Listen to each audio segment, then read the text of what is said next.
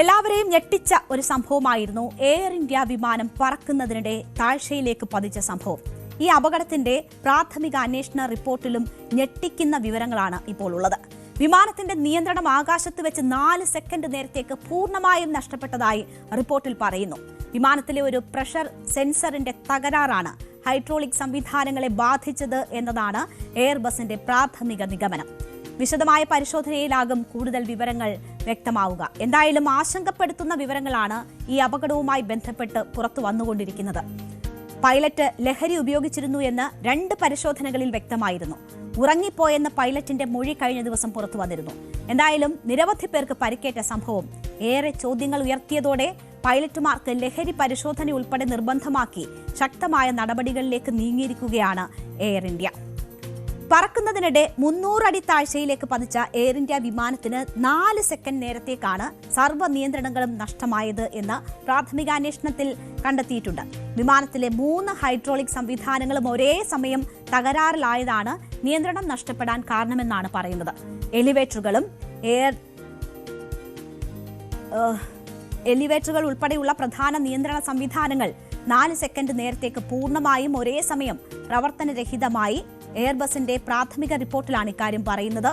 ഉയർച്ച താഴ്ചകൾ നിയന്ത്രിക്കുന്ന എലിവേറ്ററുകളും ഇടതു വലതു സഞ്ചാരങ്ങൾ നിയന്ത്രിക്കുന്ന എയ്ലറോണുകളുടെയും നിയന്ത്രണമാണ് നഷ്ടപ്പെട്ടത്. കൂടാതെ വിമാനത്തിലെ 3 ഹൈഡ്രോളിക് സംവിധാനവും തകരാറിലായെന്നും അതുകൊണ്ട് വിമാനത്തിന്റെ നിയന്ത്രണങ്ങൾ താൽക്കാലികമായി നഷ്ടപ്പെട്ടെന്നും ഡിജിറ്റൽ ഫ്ലൈറ്റ് ഡേറ്റ റെക്കോർഡർ വിശകലനം ചെയ്തപ്പോൾ കണ്ടെത്തിയിരിക്കുന്നു. ഈ സമയം ഓട്ടോ പൈലറ്റ് വിച്ഛേദിക്കപ്പെടുകയും വിമാനത്തിന്റെ മുൻഭാഗം മുകളിലേക്ക് ഉയരുകയും ചെയ്തു.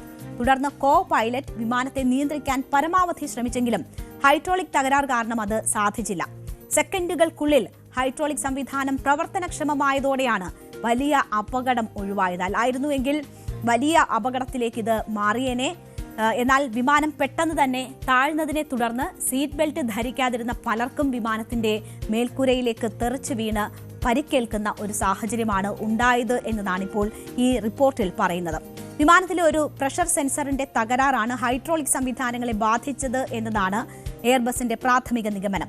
പക്ഷേ ഇതിന് കൃത്യമായ കാരണം ചൂണ്ടിക്കാണിക്കാൻ ഈ റിപ്പോർട്ടിൽ കഴിഞ്ഞിട്ടില്ല. എയർബസ് അന്തിമ ശുപാർശകളും പുറത്തിറക്കിയിട്ടില്ല.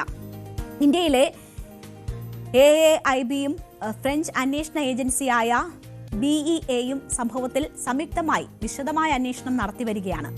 പൈലറ്റിന്റെ ലഹരി ഉപയോഗവും വിമാനത്തിന്റെ നിയന്ത്രണം നഷ്ടപ്പെട്ടതും തമ്മിൽ ബന്ധമുണ്ടോ എന്ന കാര്യവും അന്വേഷണ പരിധിയിലുണ്ട്.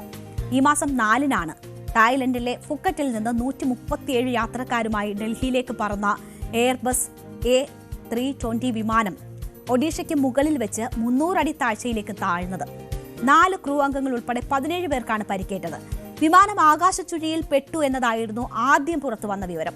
അതിനു പിന്നാലെയാണ് വിമാനത്തിന്റെ പൈലറ്റ് ഇൻ കമാൻഡായ ക്യാപ്റ്റൻ സുദീപ് വസിഷ്ഠ പരിശോധനയിൽ ലഹരി ഉപയോഗിച്ചതായി കണ്ടെത്തിയത്. വിമാനം ലാൻഡ് ചെയ്തതിനു ശേഷം നടത്തിയ 2 പരിശോധനകളിലും അദ്ദേഹത്തിന്റെ ശരീരത്തിൽ കഞ്ചാവിന്റെ സാന്നിധ്യം കണ്ടെത്തിയിരുന്നു. എന്നാൽ പൈലറ്റിന്റെ മൊഴി മറിച്ചാണ്. അല്പസമയം ഉറങ്ങിപ്പോയി എന്നതാണ് പൈലറ്റ് അന്വേഷണ ഉദ്യോഗസ്ഥർക്ക് മൊഴി നൽകിയത്. വിശ്രമ സമയത്ത് വ്യക്തിപരമായ കാരണങ്ങളാൽ ഉറങ്ങാൻ സാധിച്ചില്ല എന്നതാണ് പൈലറ്റ് പറയുന്നത്. തുടർന്ന് വിമാനം ടേക്ക് ഓഫ് ചെയ്തതിനു ശേഷം ഏതാണ്ട് 35 മിനിറ്റ് താൻ ഉറങ്ങി. ഈ സമയം ഫസ്റ്റ് ഓഫീസറാണ് വിമാനം നിയന്ത്രിച്ചത്. തുടർന്ന് ശുചിമുറിയിൽ പോയതിനു ശേഷം കോക്പിറ്റിലേക്ക് തിരിച്ചെത്തുകയും ഫസ്റ്റ് ഓഫീസറിന് പിന്നിൽ നിൽക്കുകയും ചെയ്തു. അവിടെ നിന്ന് ഫസ്റ്റ് ഓഫീസറുമായി വിമാനത്തിലെ എയർ കണ്ടീഷൻ സംവിധാനത്തെക്കുറിച്ച് സംസാരിച്ചു നിൽക്കുമ്പോഴാണ് വിമാനം താഴ്ചയിലേക്ക് പതിക്കുന്ന സംഭവം ഉണ്ടായതെന്നാണ് പൈലറ്റ് മൊഴി നൽകിയത്. ദിവസങ്ങളായി ഉറക്കക്കുറവ് അനുഭവിക്കുകയും കുടുംബ ഡോക്ടർ കുറിച്ചു തന്ന മരുന്ന് കഴിക്കുകയും ചെയ്തിരുന്നു എന്നും എയർക്രാഫ്റ്റ് ആക്സിഡന്റ് ഇൻവെസ്റ്റിഗേഷൻ ബ്യൂറോയോട് പൈലറ്റ് പറഞ്ഞിരുന്നു. 1 മണിക്കൂറിലേറെയാണ് പൈലറ്റിനെ ചോദ്യം ചെയ്തത്. അതേസമയം കഴിച്ചുകൊണ്ടിരുന്ന മരുന്ന് ഏതാണെന്ന് പൈലറ്റ് വെളിപ്പെടുത്തിയിട്ടില്ല. DGCA നിയമപ്രകാരം ഡ്യൂട്ടിക്കെത്തുന്ന പൈലറ്റ് മരുന്നുകൾ കഴിക്കുന്നുണ്ടെങ്കിൽ ആ വിവരം എയർലൈനെ അറിയിക്കേണ്ടതുണ്ട്. പൈലറ്റ് മരുന്നുകളെക്കുറിച്ച് എയർ ഇന്ത്യയെ അറിയിച്ചിരുന്നോ എന്നതും വ്യക്തമായിട്ടില്ല. അതൊക്കെ കൂടുതൽ അന്വേഷണങ്ങൾ ആവശ്യമുള്ള കാര്യമാണ്. എന്തായാലും നടപടികളുമായി എയർ ഇന്ത്യ മുന്നോട്ട് വന്നിട്ടുണ്ട്. ഫുക്കറ്റിൽ നിന്ന് ഡൽഹിയിലേക്കുള്ള വിമാനത്തിലെ ക്യാപ്റ്റൻ ലഹരി ഉപയോഗിച്ചതായി പരിശോധനയിൽ തെളിഞ്ഞതിനെ തുടർന്നാണ് എയർ ഇന്ത്യ പൈലറ്റുമാർക്ക് ലഹരി പരിശോധന നിർബന്ധമാക്കിയത്. എയർ ഇന്ത്യ എക്സ്പ്രസ് എന്നിവയിലെ പൈലറ്റുമാർക്ക് ഈ പരിശോധന ഇനി മുതൽ നിർബന്ധമാണ്. ഇക്കാര്യം അറിയിച്ച് ജീവനക്കാർക്ക് എയർ ഇന്ത്യ മെയിൽ അയച്ചു. ഗുരുഗ്രാം അക്കാദമിയിലെ പരിശീലന വേളയിലും വിമാന സർവീസിന് ശേഷമുള്ള ബ്രീഫിംഗ് സെന്ററുകളിലും ഓഫീസുകളിലും വെച്ചായിരിക്കും ഈ പരിശോധന നടത്തുക എന്നതാണ് എയർ ഇന്ത്യ അറിയിച്ചിരിക്കുന്നത്. യാത്രക്കാരുടെ വിശ്വാസം നിലനിർത്താനും സുരക്ഷാ മാനദണ്ഡങ്ങൾ ഉറപ്പാക്കാനുമാണ് നടപടി എന്നതാണ് എയർ ഇന്ത്യ വ്യക്തമാക്കുന്നത്. വിമാനത്തിന്റെ ചിറകുകൾക്ക് മുകളിലൂടെയുള്ള വായു പ്രവാഹത്തെ തടസ്സപ്പെടുത്തുന്ന എയർ ടർബുലൻസ് അഥവാ വായു പ്രക്ഷുബ്ധതയാണ് ഫുക്കറ്റ് ഡൽഹി വിമാനത്തിന്റെ അപകട കാരണമെന്നാണ് പ്രാഥമിക വിലയിരുത്തലുകൾ വന്നത്. എന്നാൽ അതിനേക്കാൾ സങ്കീർണമായ സാങ്കേതിക പ്രശ്നങ്ങളിലേക്ക് വിരൽ ചൂണ്ടുന്നതാണ് എയർബസിന്റെ കണ്ടെത്തലുകൾ. 3 ഹൈഡ്രോളിക് സംവിധാനങ്ങളിലുണ്ടായ തകരാറും ഏതാനും സെക്കൻഡ് നേരത്തേക്കുണ്ടായ ഫ്ലൈറ്റ് കൺട്രോൾ നഷ്ടവും ഗൗരവത്തോടെ പരിശോധിക്കേണ്ട വിഷയങ്ങളാണ്. പൈലറ്റിന്റെ ഡ്രഗ് ടെസ്റ്റിലെ ഫലവും അപകടവുമായി ബന്ധമുണ്ടോ എന്നതിൽ കൂടുതൽ പരിശോധനകളും ആവശ്യമുണ്ട്. വിമാനത്തിന്റെ സിസ്റ്റങ്ങളും സെൻസറുകളും വിശദമായി പരിശോധിച്ച ശേഷമേ അപകടത്തിന്റെ യഥാർത്ഥ കാരണം വ്യക്തമാകൂ. സാങ്കേതിക തകരാറാണോ, മനുഷ്യ പിഴവാണോ, അതോ മറ്റെന്തെങ്കിലും ഘടകമാണോ അപകടത്തിലേക്ക് നയിച്ചതെന്നറിയാൻ AAIBയുടെ അന്തിമ അന്വേഷണ റിപ്പോർട്ട് വരെ കാത്തിരിക്കണം.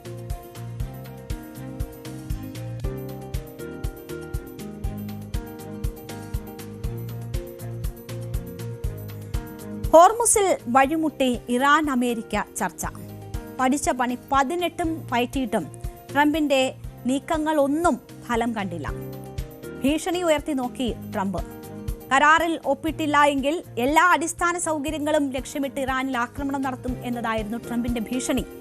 പല അനുനയ ശ്രമങ്ങളും ട്രംപ് നടത്തി നോക്കി. എന്നാൽ എല്ലാം നിഷ്ഫലമായിരിക്കുകയാണ്. അക്ഷരാർത്ഥത്തിൽ വഴിമുട്ടി നിൽക്കുകയാണ് ഇറാൻ അമേരിക്ക സമാധാന ചർച്ചകളെല്ലാം. വെടിനിർത്തൽ ചർച്ചകൾ പരാജയപ്പെടുകയും പ്രാദേശിക സംഘർഷങ്ങൾ രൂക്ഷമാവുകയും ചെയ്ത സാഹചര്യത്തിൽ ഇറാനെതിരെയുള്ള നാവിക ഉപരോധം അനിശ്ചിതമായി തുടരാനാണ് അമേരിക്ക ഇപ്പോൾ തീരുമാനിച്ചിരിക്കുന്നത്.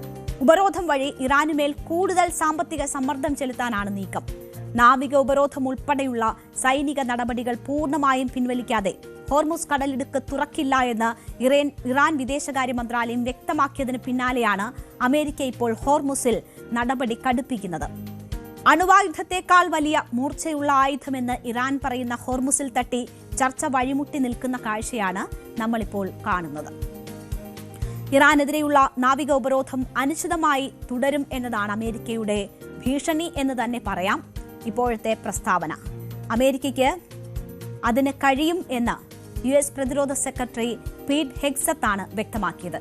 ഉപരോധം വഴി ഇറാനുമേൽ കൂടുതൽ സാമ്പത്തിക സമ്മർദ്ദം ചെലുത്തുമെന്നും നാവിക ഉപരോധം നടപ്പിലാക്കുന്നതിനായി മേഖലയിൽ സൈനിക സാന്നിധ്യം നിലനിർത്താൻ അമേരിക്കൻ സൈന്യത്തിന് പൂർണ്ണ ശേഷിയുണ്ട് എന്നുമാണ് ഹെഗ്സത്ത് മാധ്യമപ്രവർത്തകരോട് പറഞ്ഞത്. പനാമ സന്ദർശന വേളയിലായിരുന്നു അദ്ദേഹത്തിന്റെ പ്രതികരണം. ഹോർമുസ് കടലിടുക്കിനുമേൽ അമേരിക്കയ്ക്ക് പൂർണ്ണ നിയന്ത്രണമുണ്ട് എന്ന് അമേരിക്കൻ പ്രസിഡന്റ് ഡൊണാൾഡ് ട്രംപ് അവകാശപ്പെട്ടതിന് തൊട്ടു പിന്നാലെയാണ് പ്രതിരോധ സെക്രട്ടറിയുടെ പ്രതികരണം വരുന്നത്. മേഖലയിലെ കപ്പലുകൾ കൃത്യമായ ഇടവേളകളിൽ മാറ്റി സ്ഥാപിച്ചുകൊണ്ട് എത്ര കാലം വേണമെങ്കിലും അമേരിക്കൻ നാവികസേനയ്ക്ക് ഇവിടെ സാന്നിധ്യം നിലനിർത്താൻ കഴിയുമെന്ന് ഹെഗ്സത്ത് അവകാശപ്പെട്ടു.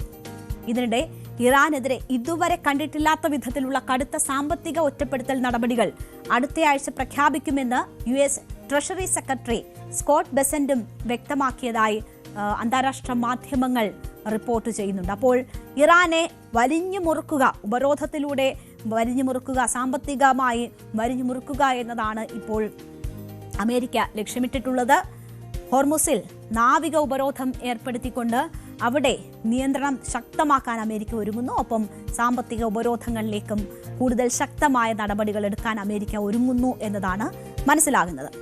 ഇറാന്റെ സമുദ്രാതിർത്തിയിൽ US ഏർപ്പെടുത്തിയ നാവിക ഉപരോധം ഉൾപ്പെടെയുള്ള സൈനിക നടപടികൾ പൂർണ്ണമായും പിൻവലിക്കാതെ ഹോർമുസ് കടലിടുക്ക് തുറക്കില്ല എന്ന് ഇറാൻ വിദേശകാര്യ മന്ത്രാലയം വ്യക്തമാക്കിയതിന് പിന്നാലെയാണ് അമേരിക്ക ഇപ്പോൾ ഹോർമുസിൽ ഉപരോധം ശക്തമാക്കുമെന്ന് പ്രഖ്യാപിക്കുന്നത്.